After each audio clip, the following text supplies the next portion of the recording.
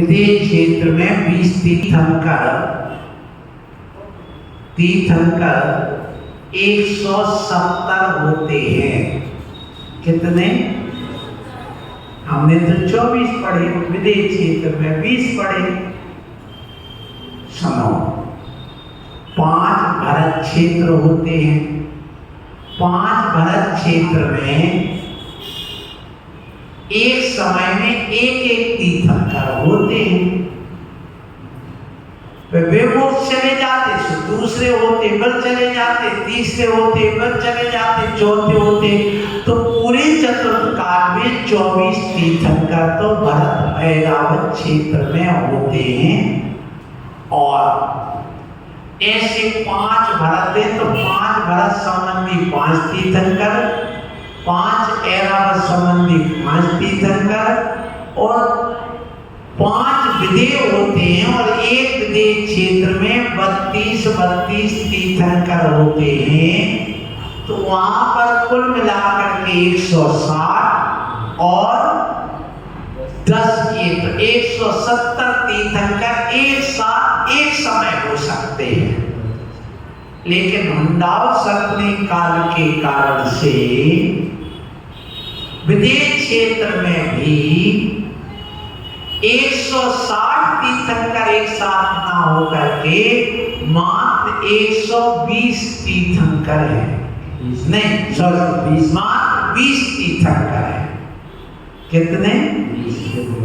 इससे कम नहीं हो सकते, क्योंकि जो एक विदेश क्षेत्र में 4 महानगरियां होती हैं और एक महानगरी में एक तीर्थंकर कम से कम रहेगा ही रहेगा, उससे कम नहीं हो सकते। एक महानगरी के अंदर 8 नगरियां होती हैं, तो 8 चौके 32 हो जाती है। ऐसे 32 5 जगह हो जाते, 32 तो 160 हो गए। लेकिन कम से कम एक रहेंगे। तो इस समय 5 विदेह में 5 जगह 4 तीर्थंकर हैं। इसलिए वर्तमान में विद्यमान श्री 20 तीर्थंकर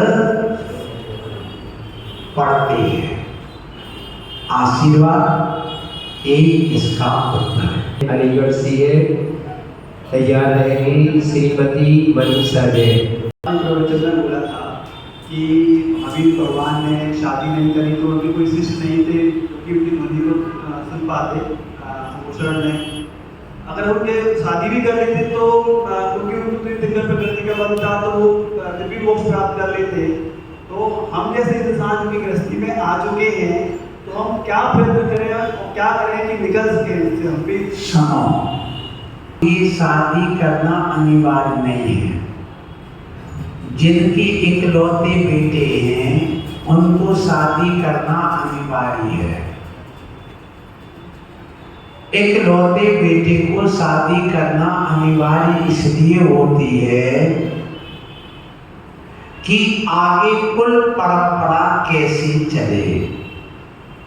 यदि एक ही बेटा है और दीक्षा ले लेगा तो आगे कुल परंपरा सत्यानाश हो जाएगा। जिसकी बेटी है और दोनों बेटी ससुराल चली गई उसका भी सत्यानाश हो गया।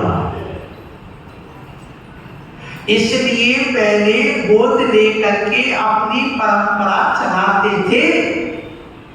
बहुत बड़ा पाप कर्म का उदय माना जाता है कि जिसका खानदान आगे नष्ट ही हो गए, कुल खानदान में बचे नहीं कोई।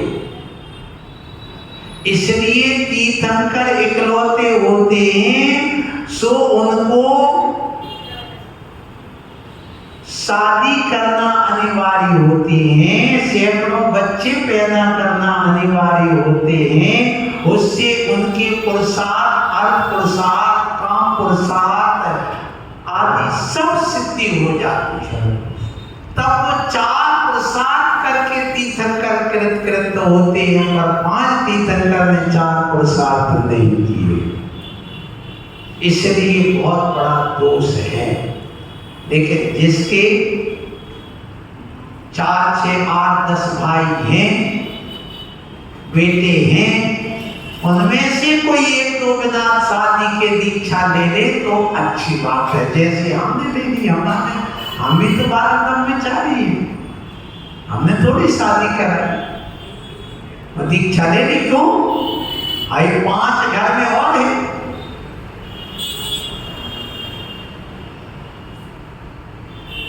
इसलिए ले ली। और 5 चाचा जी वगैरह है, तो 5 लोग एक घर में हैं। जब कोई भी डाकू आता था, सब बंदूक लेकर खड़े, कौन है, चल। ताकत नहीं पड़ती थी घुसने की। जब चोर आए तो कैसे पकड़ के ले गए डाकू, जैसे शोले फिल्म में दिखाते, घोड़े में बैठ करके आए थे। मैंने अपनी आंखों से देखा, घर में नहीं घुस पाया। अरे बेदिया जो चेंज ही था, एक मास्टर, ये भी सुन लो, उस मास्टर ने उन डाकुओं से मिलकर के उस समय उसने 5000 रुपए लिए थे उस मास्टर ने उन डाकुओं से। और मंदिर में 10वीं के दिन, सुगंध 10वीं के दिन जिनवाणी के वाचन चल रहा था, उस बीच में मंदिर में से पकड़ के ले गए थे। सोचो, ताकत नहीं पड़ती थी। तो आप जैसे व्यक्ति को दीक्षा लेना चाहिए। और शादी यदि हो गई है तो आप अपने बेटे की शादी करो, 16 साल का हो जाए शादी कर देना। बेटी हो जाए 16 साल की, सो शादी कर देना। अपने आंखों में 16 साल में शादी का विधान है जैन विधि में। सरकारी बात अलग है, 21 साल में कर देना, तब तक तुम्हारी उम्र 55 साल हो जाएगी। और 60 साल में आना, सो दीक्षा ले लेना, तुम अपना भी कल्याण कर लेना। नमस्ते मनीषा जी, आ जाए। अगली तैयार है श्रीमती रजनी जी। ये चरणों में मेरा 3 बार नमोस्तु, नमोस्तु गुरुवर, नमोस्तु गुरुवर, नमोस्तु। मेरा प्रश्न ये है कि अरिहंत भगवान मन रहित होते हैं या मन सहित होते हैं? आपका प्रश्न है कि अरहंत परमेष्टि मन रहित या मन सहित। तो अरहंत परमेष्टि द्रव्य मन से तो सहित होते हैं, लेकिन भाव मन उनके नहीं होता, क्योंकि उन्होंने क्षयिक अवस्था को प्राप्त कर लिया है। मन क्षयोत्सव अवस्था की क्रिया है, और क्षयोत्सव अवस्था में यदि ज्ञान मन से मानसमति ज्ञान होता है, और मानसमति ज्ञान अरहंतों के नहीं होता है, उनके क्षयिक केवल ज्ञान होता है। इसलिए वह मन उनके काम नहीं कर रहा है। जैसे आप देखो, ये लाइट फिटिंग है, पर उसमें करंट नहीं है, पर बिजली तो पूरी फिटिंग है। इसी प्रकार से अरहंत के शरीर में द्रव्य मन तो फिट है, और द्रव्य मन फिट होने से मनोयोग भी है, वचन योग भी है, और काय योग भी है। तीनों योग होते हैं अरहंत के। क्योंकि जब लाइट फिटिंग है, मीटर फिट है, तो बिल तो आएगा, चाहे तुम्हारी करंट उसमें बहे या ना बहे। तो उसी प्रकार से अरहंत के द्रव्य मन होने से मनोयोग तो है, लेकिन उसका उपयोग करते नहीं, उसमें करंट की धारा नहीं बहती है, वे सीधे केवल ज्ञान से काम लेते हैं। इसलिए वे समनस्क और संगी में अंतर है। अरहंत परमेष्टि संगी नहीं है, पर समनस्क हैं, माने द्रव्य मन तो है, लेकिन भाव मन उनके नहीं है। सो इस दृष्टि से भाव मन न होने से उनको मन रहित कहेंगे, मन सहित नहीं कहेंगे, क्योंकि गुण स्थान भाव से चलता है, द्रव्य से नहीं चलता। अगले प्रश्न को ले लिया है रजनी जैन आ जाए, तैयार है। नमोस्तु नमोस्तु नमोस्तु। महाराज मेरा प्रश्न है, अगर हमसे कोई गलती हो जाए, हमें उसका प्रायश्चित लेना पड़े, हमारे पास गुरु भी नहीं है और महाराज श्री भी नहीं है, तो हमें उसका प्रायश्चित किससे और कैसे लेना चाहिए? और हमेशा चौके में सहयोग करके महाराज के आहार करा के पुण्य कमाती हैं, आशीर्वाद है। आपका प्रश्न है कि यदि गुरु नहीं है और गलती होने पर उस व्रत की दोष का निवारण करना हो, शुद्ध करना हो, तो प्रायश्चित कैसे जाए? तो मन से अपनी स्वेच्छा से थोड़ा बहुत पश्चाताप कर लेना चाहिए गुरु के अभाव में, जिससे कि मन संतुष्ट हो जाए, विकल्प हमारे कम हो जाए। लेकिन बाद में जब गुरु मिले तो उनको पूरी घटना बता दें और जो प्रायश्चित स्वयं लिया है वह भी बता दें। महाराज हमें प्रायश्चित क्या लेना चाहिए? प्रायश्चित में क्या लेना चाहिए? क्या लेना चाहिए सुनिए। एक सामान्य प्रायश्चित होता है, जैसे जन्मानी गिर जाए तो कायुत्सर कर लो, ढोना गिर जाए तो कायुत्सर कर लो, मूर्ति वही तो वही थाली में गिर जाए तो शांति धारण करके विधान कर लो। फिर यदि कोई मूर्ति वगैरह भूल से गिर जाए, खंडित हो जाए, तो उस समय आप एक उपवास कर लो।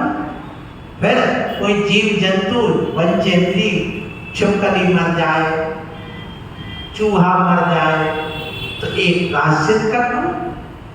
ये सामान्य प्रायश्चित कहलाता है। और जैसे मान लो कोई आप दर्शन नहीं कर पाए, पूजन नहीं कर पाए, तो एक रस का त्याग करके एक रमोकानंद की माला कर लो। फिर इसके अलावा आप कोई मान लो रात्रि भोजन त्याग था, और ये सामान्य प्रायश्चित है। उसके बाद में आप अपना बाद में गुरु के पास जाकर के बता करके प्रायश्चित ले लेना चाहिए। नमोस्तु आचार्य श्री। अगले प्रश्न को ले लिया है अंश जैन आ जाए, तैयार रहेगी श्रीमती रीता जैन अगले प्रश्न के लिए।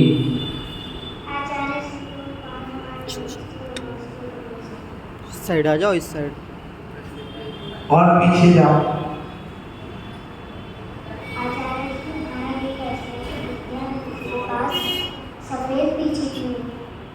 क्या?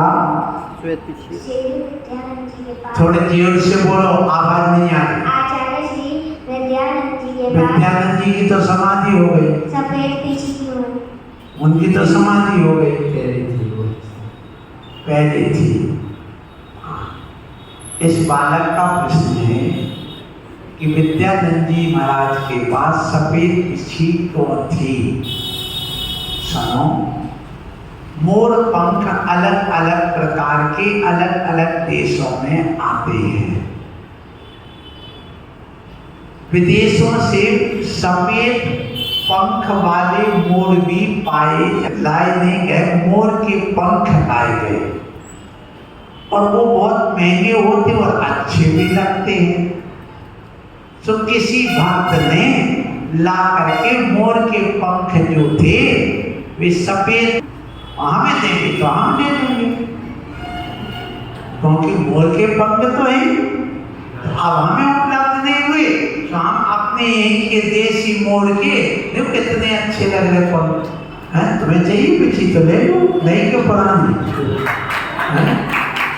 तो ये हमें यही अच्छी, लेकिन एक बात, उनके पंख जितने मुलायम होते हैं ये पंख और सुंदर होते हैं, उतने वो सफेद मुलायम नहीं होती। इससे मृदुता, कोमलता सॉफ्टनेस बहुत ज्यादा है, इसलिए इनसे जीवों की रक्षा ज्यादा होती है। तो जे मोर पंख ज्यादा उचते, क्योंकि सफेद बिच्छी हमने उनकी भी उठा के हाथ से देखी, उनके पंख देखे, तो हमने यही निष्कर्ष निकाला कि नई अवस्था में तो वो थोड़ा ठीक है, लेकिन पानी वगैरह लगने के बाद थोड़े घिस जाने पर उनमें उतनी मृदुता नहीं रहती है। सो कोई भी पंख ले सकते हैं। सो सफेद पंख की बिच्छी दी तो सिर्फ इच्छाचारी कहने लगे। अब उमा स्वामी महाराज की बिच्छी गिर गई थी, स्वयं गिद्ध के पंख बड़े थे, सो वो इकट्ठे करके बिच्छी बना ली, तो वो गिद्ध पिच्छाचारी करने लगे। तो अलग अलग टाइटल भी बन जाते हैं ऐसी बिच्छी से। वही विद्यानंद जी के साथ हुआ है। आशीर्वाद। अगले प्रश्न के लिए श्रीमती रीता जैन आ जाए अंतिम प्रश्न के साथ। और नमस्ते महाराज जी, यह जीव की आत्मा स्थान बदलने पर हमें पता क्यों नहीं चल पाता, और इस आत्मा को बदलने का संचालन कौन करता है? हम लोग अभी अध्ययन कर रहे हैं कर्म सिद्धांत का। आपका प्रश्न है कि यह जीव जब एक शरीर से दूसरी शरीर में जाता है, गति से गत्यंतर होते, तो हमें पता क्यों नहीं चल पाता? इसका संचालन कौन करता है? इसका संचालन कौन करता है? देखिए, जीव संवेदन की वस्तु है। जीव अरूपी वस्तु है, रूपी नहीं है। अरूपी वस्तु देखने में नहीं आती है, और कर्म सूक्ष्म अवस्था में रहते हैं, क्योंकि पुद्गल का परिणाम 6 प्रकार से होता है। स्थूल जैसे लकड़ी घड़ी वगैरह, ये स्थूल है, तोड़ते ही जुड़ती नहीं, ये स्थूल परिणाम है, ये हमें दिखाई देता है। फिर स्थूल परिणाम वही कहलाता है, जैसे पानी है, दूध है, तेल है, उनको अलग अलग कर दो 2 भाग में, और फिर एक डिब्बे में पुनः मिला दो तो मिल जाता, वो स्थूल परिणाम कहलाता है। फिर स्थूल सूक्ष्म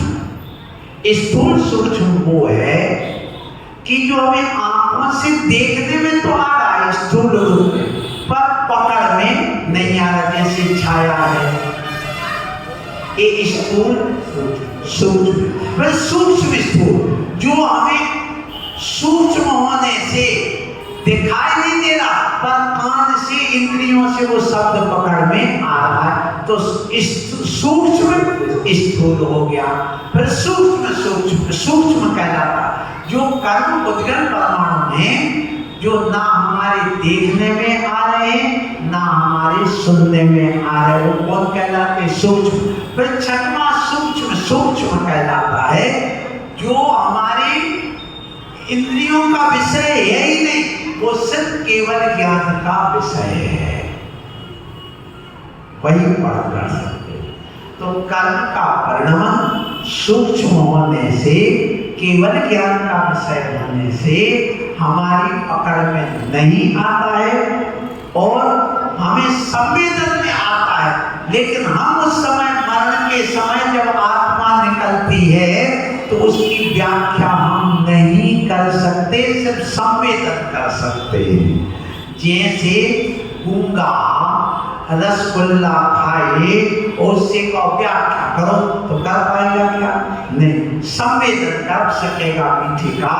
इसी प्रकार से जिस समय प्राण निकलते हैं, उस समय वह आत्मा गूंगे के समान होती है, वह अनुभव तो कर लेती है, लेकिन व्याख्या नहीं कर पाती है। और इस दुनिया का संचालन हमारे कर्म करते हैं, हमारा स्वयं का संचालन हमारे कर्म करते, स्वयं कृतम कर्म यदा न पड़ा फलम तदीयम लभते सुभाषितो। हम अपने कर्मों के कर्ता, भोक्ता, संचालन हम स्वयं हैं, कोई ब्रह्मा नहीं है, क्योंकि हम जीव चेतन आत्मा हैं, इसलिए स्वयं करते हैं। यही जैन दर्शन में और अन्य दर्शन में अंतर है। और अगले दिन की तैयारी करें, अपने अपने प्रश्नों को तैयार करके लाएं, अच्छे प्रश्न जो आपके ज्ञान को बढ़ाएं, आपके जीवन को संवारें, शिक्षा संबंधी, विज्ञान संबंधी, धर्म संबंधी, अपने लौकिक जीवन संबंधी ऐसे प्रश्नों को आप जरूर लाएं और गुरु से अपने उस अमृत